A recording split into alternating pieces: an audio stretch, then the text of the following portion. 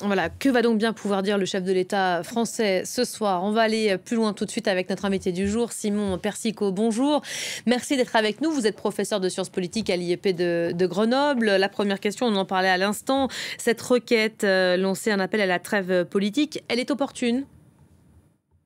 Moi, de toute façon, là, il y a le temps, la question du temps dans les institutions françaises, elle se pose.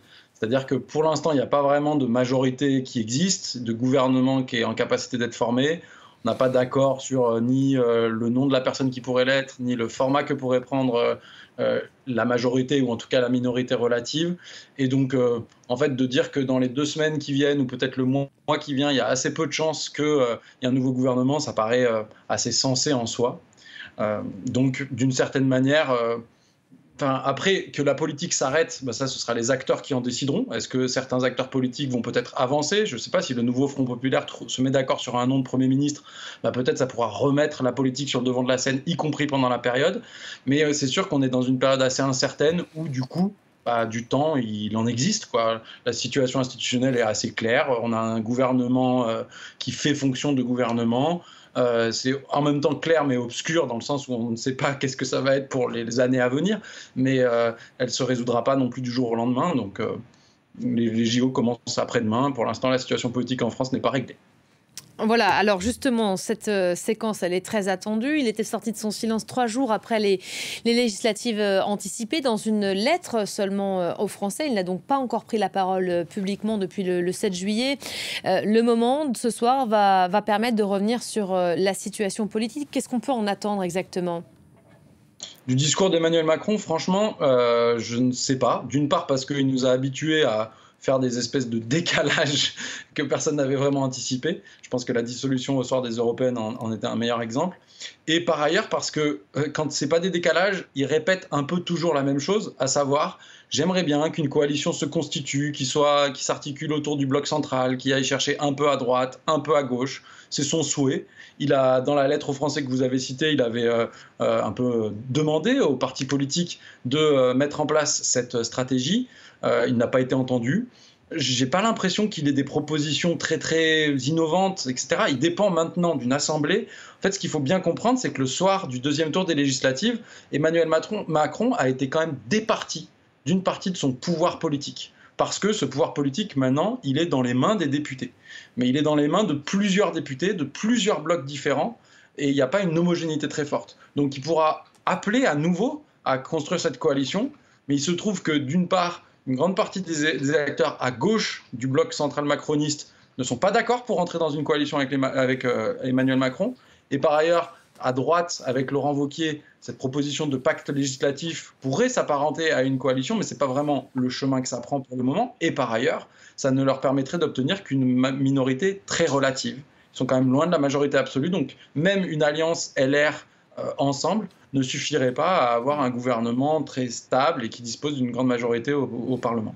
Alors, avant de revenir justement à ces éventuelles coalitions possibles, un mot du format de ce soir, pas de prise de risque. Vous laissiez entendre il y a quelques instants sur ce qu'il pourrait annoncer. En tout cas, une prise de parole qui intervient au lendemain du renoncement à gauche de Laurence Toubiana face au désaccord interne du nouveau Front populaire. Ça veut dire quoi? Que le calendrier de cette prise de parole, il est favorable au chef de l'État? Franchement, là, vous me posez des questions d'ordre de communication politique. Je ne suis pas spécialement un expert de ça. Quels sont les moments auxquels communiquer? J'ai plutôt l'impression qu'il a envie de redonner. Enfin, à mon avis, son intention principale est de faire en sorte que les Jeux Olympiques se passent bien et donc d'envoyer un message dans ce sens-là. Le problème des prises de parole d'Emmanuel Macron, c'est qu'on n'est jamais vraiment sûr de ce qu'elles produisent et que, encore une fois, il a beaucoup de pouvoir parce que la Ve République lui donne beaucoup de pouvoir, mais il en a perdu une partie. Et donc, c'est pas du tout sûr que ce qu'ils disent suffise à calmer les acteurs politiques tels qu'ils sont en ce moment, c'est-à-dire où on voit bien une période quand même d'instabilité. On l'a vu lors des votes au Parlement, etc. Et je suis pas sûr que ça permette de résoudre ça d'un seul temps, d'un seul moment. Après, je l'ai dit au début de mon intervention, la résolution du problème visiblement de l'instabilité à l'intérieur de l'Assemblée nationale et plus généralement dans les institutions de la Ve République en ce moment, elle ne se résoudra pas du jour au lendemain. Et c'est pour ça que d'une certaine manière, il a peut-être raison de dire bon là de toute façon on est bloqué à cette situation-là et peut-être les Jeux Olympiques de toute façon vont se passer indépendamment des désaccords qu'on peut avoir par ailleurs sur le plan politique. Alors justement, on va aller voir ce qui se passe entre les différents blocs. La gauche est dans l'impasse, je le disais. La droite, elle, plaide pour un pacte législatif d'urgence. Le point en image tout de suite, résumé par Étienne Paponeau. Plus de 2 semaines après être arrivé en tête des législatives, mais sans majorité absolue, la gauche revendique toujours le poste de Premier ministre. L'Alliance du Nouveau Front Populaire continue pourtant de se diviser sur sa stratégie et le nom de son candidat à Matignon. Dernière personnalité hors jeu, l'économiste et diplomate Laurence Tubiana qui a annoncé lundi son retrait. Le député François Ruffin a déploré mardi matin la nullité de l'Alliance. Là, c'est trop tard. C'est clair que, vous savez, la politique, c'est se saisir du kairos, du moment. On doit se saisir du moment. On avait une fenêtre d'opportunité qui était ouverte. On pouvait se glisser à l'intérieur pour dire, voilà, peut-être qu'on ne fera pas tout, mais il y a des choses qu'on peut faire. Ben là, on voit très bien que l'esprit est ailleurs. Il va falloir rouvrir cette fenêtre d'opportunité pour, à la rentrée. Face à cette impasse, le camp présidentiel espère tirer son épingle du jeu. Premier ministre démissionnaire et chef de file des députés macronistes, Gabriel Attal a plaidé dimanche pour un pacte de coalition avec la gauche et ou la droite républicaine. Mardi, son chef Laurent Wauquiez répond pacte législatif d'urgence. L'ex-LR cherche l'équilibre sur une ligne de crête entre volonté d'éviter le blocage de l'Assemblée et refus de gouverner avec les macronistes. Nous nous engageons à soutenir des mesures que nous avons choisies. On ne s'engage en aucun cas à soutenir un gouvernement a priori quoi qu'il fasse. Ça n'est pas une coalition gouvernementale. Nous sommes indépendants et nous le resterons. Preuve que l'entente est possible. En fin de semaine dernière, une alliance entre la Macronie et la droite a permis aux 2 camps d'obtenir plusieurs postes importants à l'Assemblée.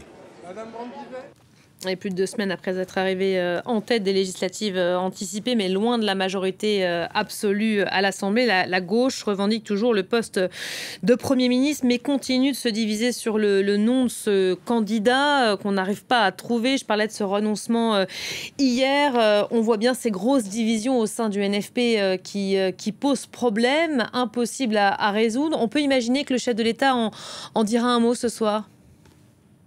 Oh bah là, qui se permettent de les mettre devant leur contradiction, je pense que c'est sûr qu'il va le faire.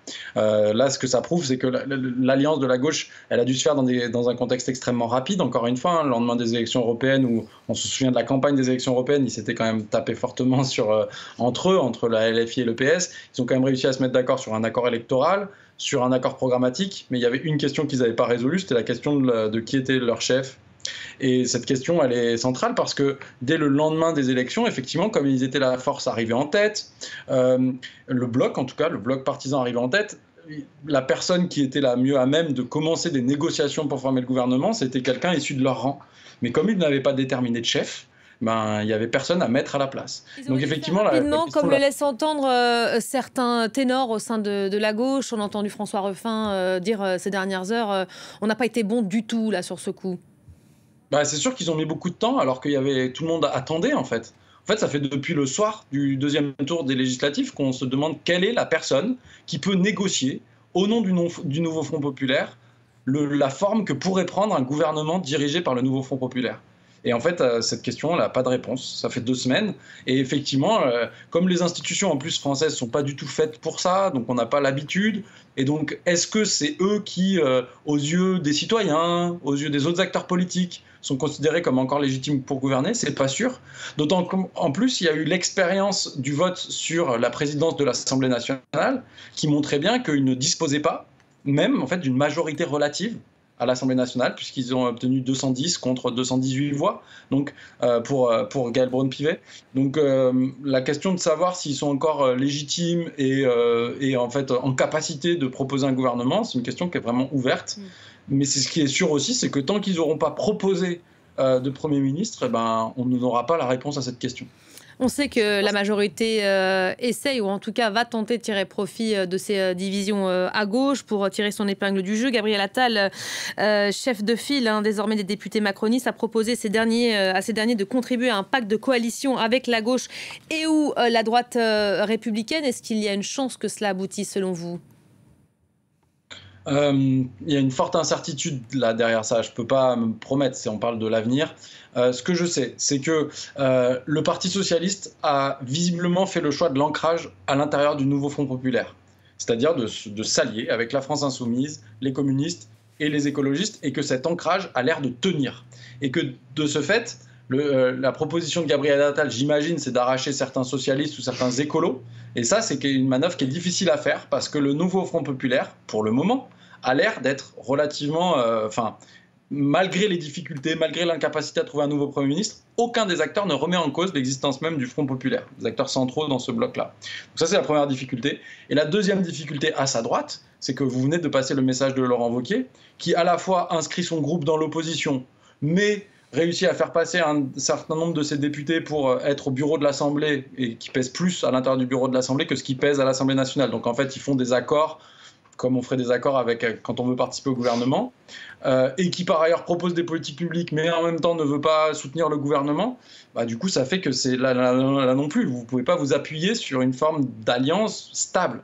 La difficulté, c'est que ces alliances stables, dans plein de pays, ce serait tout à fait normal. C'est-à-dire que vous arrivez au soir d'une élection législative, vous avez plusieurs partis divisés, personne n'a la majorité, mais même plus, tout le monde est assez loin de la majorité absolue. Et donc, il faut absolument faire des alliances et tout. Tout ça, c'est la vie normale de la plupart des pays. On dit l'Allemagne, mais pas que l'Allemagne. La Belgique, l'Italie, le Danemark, les Pays-Bas, etc. Et en France, c'est pas du tout l'habitude. Donc, par exemple, les types de négociations dont on discute maintenant, avec les déclarations des candidats, souvent, en fait, au lendemain des élections, les responsables politiques sont un peu silencieux. Parce qu'ils veulent donner la chance à des alliances de pouvoir se faire. Et des alliances, ça implique des négociations, ça implique des compromis, qu'il est très difficile de faire par médias interposés. Parce qu'en fait, par médias interposés, vous êtes obligé de tenir la ligne, de dire on va faire tout mon programme, rien que mon programme, ou de dire évidemment un gouvernement n'aura jamais notre soutien a priori, etc. Toutes ces déclarations-là rendent difficile la construction d'un compromis qui est nécessaire si on veut qu'un gouvernement dispose d'un soutien suffisamment fort à l'Assemblée nationale. Simon Persico, si je vous suis bien, donc cette situation de blocage ou de discussion, on la qualifiera comme on veut, elle est partie pour durer ? Oui. Enfin, il n'y a aucun élément qui, dans le passé proche, me fait dire qu'elle va se résoudre vite. Peut-être, enfin, le plus probable, c'est quand même un truc autour de... Vous faisiez référence à des pays comme l'Allemagne, la Belgique. On sait que c'est des pays où ça prend du temps de s'entendre. Bien sûr, ça prend du temps. Et en fait, ça, pour le coup, c'est pas un problème. Et d'ailleurs, on peut aussi se dire, en fait, c'est normal. Il faut que les acteurs politiques fassent le point sur qu'est-ce qui est le plus important dans leur programme. Est-ce qu'ils ont envie d'avoir des ministres ? C'est une vraie question. D'un côté, peut-être que LR a envie d'avoir des ministres. C'est sûr que ça a un coût. Ça veut dire qu'on s'allie avec la Macronie et qu'on accepte d'être considéré, d'être entaché peut-être par la participation au gouvernement. Pareil pour la gauche. Il y a forcément des coûts à payer. Et ces coûts-là, il faut les réfléchir et puis il faut voir ce que les autres sont prêts à faire. Et donc, effectivement, dans tous les pays, vous avez une période, comme là c'est le cas en ce moment, où le futur gouvernement n'est pas encore tout à fait connu. Le gouvernement précédent n'a plus vraiment de pouvoir, n'a plus vraiment de mandat, mais continue à régler les affaires courantes. Et au final, ça aboutit à des accords qui sont stables, qui sont bien réfléchis, parce qu'on a pris le temps et qu'on a pesé le pour et le contre de savoir sur telle politique publique, etc. Et c'est l'issue d'un compromis, l'issue d'accords partisans, et qui finalement, en fait, s'avèrent plus mis en œuvre dans la durée aussi. Ils sont plus robustes. C'est-à-dire qu'une fois qu'on a créé l'accord, aucun vraiment des partis prenantes de l'accord peut se permettre de se dévier de la ligne. Ils sont obligés de se mettre d'accord. Alors que jusqu'ici, les institutions de la Ve République, c'était le parti du Premier ministre et du Président peut faire absolument ce qu'il veut et ses partenaires de coalition n'ont aucun droit. C'est comme ça que, par exemple, François Hollande a marché sur les Verts, c'est comme ça que Emmanuel Macron a un peu marché sur le MoDem, notamment lors du mandat précédent, etc. C'est beaucoup trop de pouvoir pour le parti majoritaire. Merci beaucoup Simon Persico, merci d'avoir été notre invité du jour à quelques heures donc de cette intervention du chef de l'État.